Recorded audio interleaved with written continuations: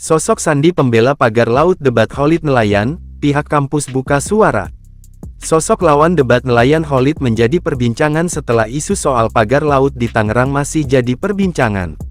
Nelayan Khalid menjadi sorotan lantaran berbicara soal nasib nelayan karena adanya pagar laut tersebut. Sandi Martapraja, Koordinator Jaringan Rakyat Pantura, JRP, adalah sosok yang mendebat Nur Khalid. Kini terungkap bahwa Sandi Martapraja ternyata seorang mahasiswa. Dia terdaftar sebagai mahasiswa Universitas Muhammadiyah Tangerang. Sandi mulai kuliah sejak tanggal 9 September tahun 2016.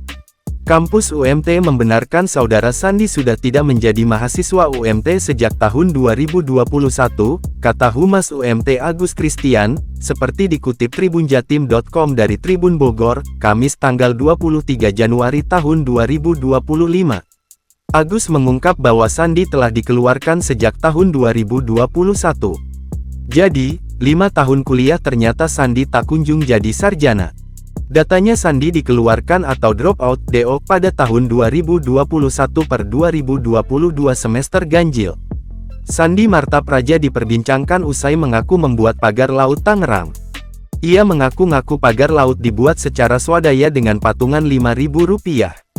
Sandi nimbrung dalam isu pagar laut Tangerang yang kini menjadi polemik. Sebetulnya bukan nelayan yang menancapkan bambu, tapi memang swadaya, kita sebut masyarakat. Karena ini pagar laut bukan hanya untuk kepentingan nelayan, ide dasarnya begitu. Ini adalah untuk juga kepentingan menahan abrasi, ombak dan segala macam, jadi dibuatlah tanggul itu, kata Sandi. Dihadapkan dengan banyak narasumber termasuk nelayan Khalid, Sandi tampak kikuk menjawab pertanyaan soal pernyataannya yang kontroversial.